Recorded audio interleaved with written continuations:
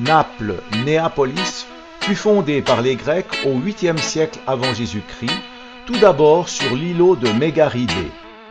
Alliée à Rome, c'est la ville la plus peuplée d'Italie et même sa capitale culturelle. Après la chute de l'Empire romain, la ville tombe sous la coupe byzantine puis normande. Lorsqu'elle devient capitale du royaume de Sicile, Charles Ier y fait construire le Castel Nuovo. Sa période catalane va durer environ 3 siècles jusqu'en 1707. Elle est assombrie par les guerres d'Italie avec la France, l'éruption du Vésuve en 1631 et la Grande Peste en 1656. À cette époque, c'est la deuxième plus grande ville d'Europe après Paris. Suit une période troublée où se succèdent Autrichiens et Français. En 1860, c'est la naissance de l'État italien. Le XXe siècle reste douloureux pour les Napolitains, qui subiront pendant la Deuxième Guerre mondiale les bombardements anglais, américains et allemands, ainsi qu'une autre éruption de son volcan en 1944. Le 16 juin 2014, visite panoramique avec Bouchard Voyage. Là, on est dans le quartier du port, le quartier commerçante du port de Naples. Je rappelle que la ville de Naples, c'est une ville qui a été toujours importante depuis le moment de la fondation pour le commerce maritime. Officiellement, la ville de Naples a été fondée dans l'an 474, ou bien 74, comme vous voulez, avant Jésus-Christ. En partant de Naples, on peut faire des excursions qui sont importantes sur le niveau international, donc du tourisme. Donc on parle de Capri, on parle de Pompéi, on parle de Sorrente, on parle de la côte amalfitaine, donc on parle de toutes les destinations qui sont connues dans le panorama international du tourisme. Et voilà pourquoi Naples, pour l'instant, c'est une ville aussi assez importante pour l'arrivée de bateaux de croisière. Donc nouvelle économie, voilà, on peut dire comme ça, basée sur le tourisme. Et alors donc, comme on était en train d'expliquer, il y a pas mal d'immigrants et tous ces immigrants, ils habitent où? Voilà, dans ce quartier au long de la côte, au long du port. Comme vous avez vu, c'est pas vraiment le quartier meilleur de la ville. C'est pas vraiment le quartier meilleur de la ville. Piazza Garibaldi, c'est la place de la gare. Donc pour l'instant, vous voyez qu'il y a pas mal de temps sur celui-là. Vas-y, ça c'est un touriste qui a déjà appris comme il faut traverser la rue à Naples. Il faut justement arrêter la circulation avec les mains, le doigt. Puis s'il y a traversement piéton ou pas, c'est pas tellement important. Du moment qu'on ne le fait pas dans un virage, ou bien sur Carrefour, là, on va à gauche. Là sur la droite, comme j'étais en train de vous dire, à la place de la gare à Naples. C'est grâce à Garibaldi, Mazzini et Cavour qu'on a eu l'unification d'Italie. Et Garibaldi, normalement, il est toujours représenté avec son cheval. Là, Naples, il est toute seule, sans cheval. Hein? Parce que les Napolitains, ils aiment bien raconter que quand Garibaldi est arrivé ici, quartier de la gare, même à ce moment-là, c'était pas vraiment le quartier meilleur de la ville. Alors qu'il était rentré dans un café, il allait chercher un expresso. Il avait laissé le cheval à l'extérieur. Et au moment qu'il sortait, il n'y avait plus de cheval. Place Garibaldi, c'est quoi?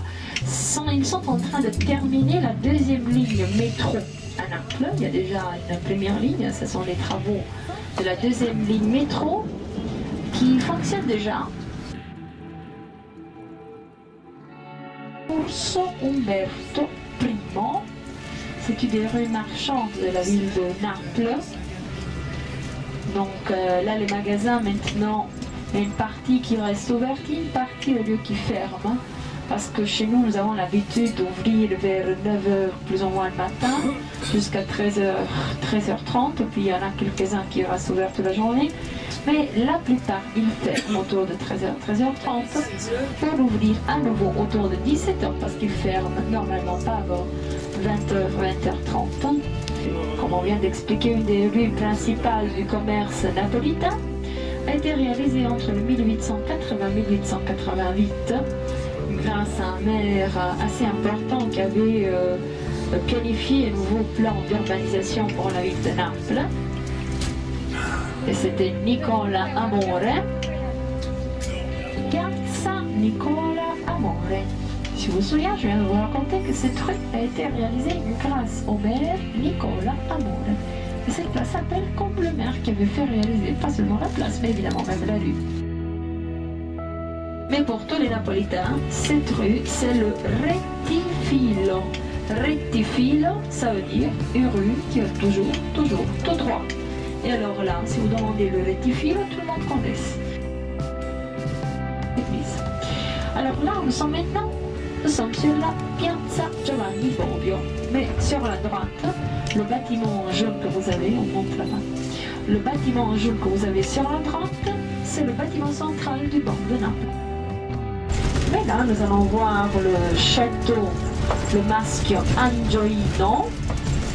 On est sur la Via Medina, réalisé par le vice-roi Medina, et c'est de lui que cette rue prend le nom.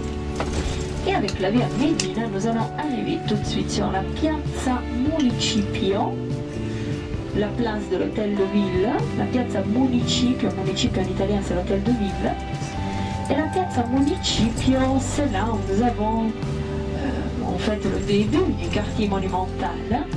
Donc là, nous avons tous les bâtiments symboles de la ville de Naples, donc c'est-à-dire le Maschio Angioino, ou bien aussi le Casapelle, le Châteauneuf, que c'est ce bâtiment que vous avez sur votre gauche là, et jaune, typique de la région Campanie où nous sommes maintenant. Et sur la façade, il y a le beau arche de triomphe en marbre de Carrara. On monte.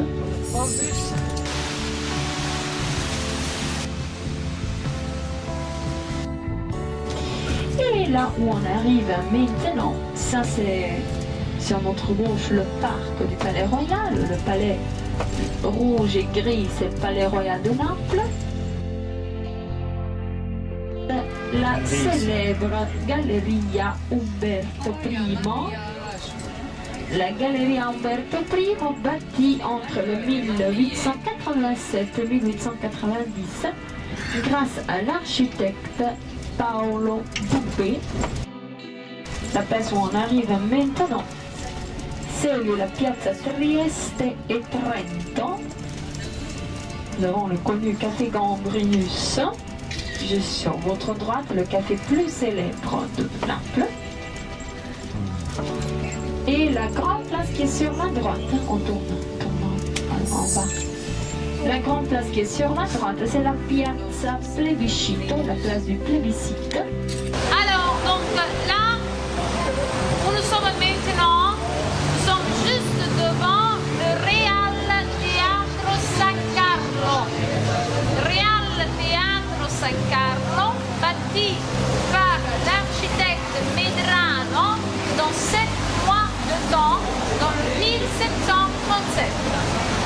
Il avait établi au mois d'avril, à la fin du mois d'avril, que pour le jour de Saint-Charles, qui tombe le 4 novembre, il avait envie d'avoir comme cadeau un nouveau théâtre.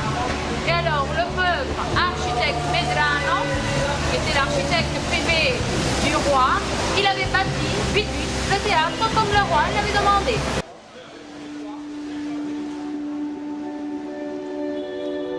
La période de construction de la galerie Umberto I signe une ère de prospérité de la ville qui se dote de nombreux édifices à part cette galerie marchande.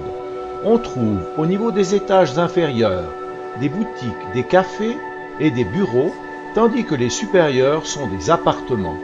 Le plan de la galerie est cruciforme, les voûtes sont en verre à structure métallique.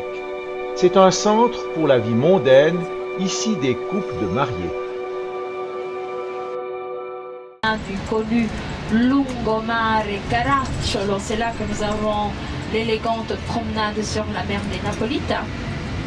Et nous sommes tout à fait au pied de la colline du Vomero et la colline de Posillipo, parce que la ville de Naples, c'est une ville qui est organisée sur 5 différentes collines. Et là, on arrive maintenant sur la Piazza Vittoria, la place de la Victoire. Nous allons à gauche. suis la voiture bleue là.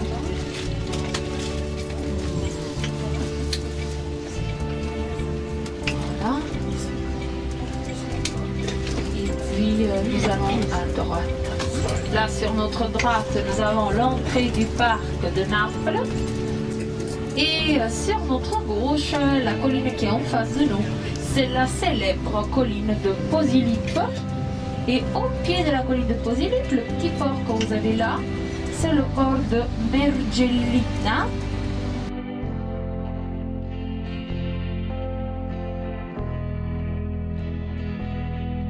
Que pour les Napolitains, c'est la place de la sirène Parthénope. Juste en face de nous, nous avons une fontaine qui représente une sirène en fait. La sirène Parthénope, la ville parthénopéenne, parce que selon la légende, les Grecs ils avaient fondé leur ville sur le corps de la sirène Parthénope qui était tombée amoureux d'Ulysse.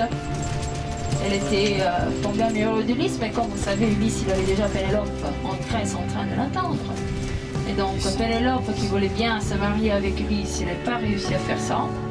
Et donc elle était tellement triste, les Grecs ils nous racontent, qu'elle était venue ici dans la baie de Naples se suicider. Et les Grecs, sur le corps de la sirène Parthénope, ils avaient fondé leur ville Parthénope ou bien Néapolis, ou bien la nouvelle polis, la nouvelle ville. Voilà pourquoi en italien on parle souvent de Naples comme de la ville parthénopéenne. On dit souvent la città partenopea. Et se déplace très très facilement avec le funiculaire. Donc il rate toute la circulation. Il prend un funiculaire, il y a chaque 10 minutes une funiculaire qui descend, une qui monte.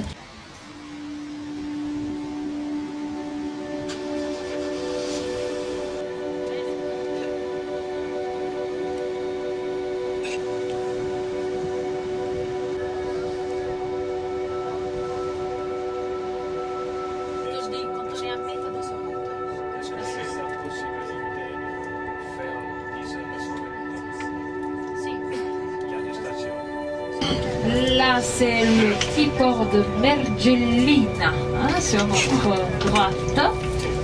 Évidemment, la grande montagne que vous avez à droite, c'est le Monsieur le Vésuve. Pourquoi j'appelle Monsieur le Vésuve? Parce que c'est encore un volcan actif.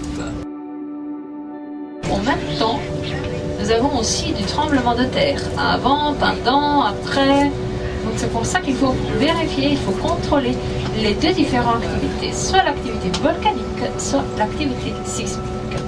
Il y a un sort de fleuve de boue, ça c'est la dernière coulée de boue et lave de la dernière éruption de 1944.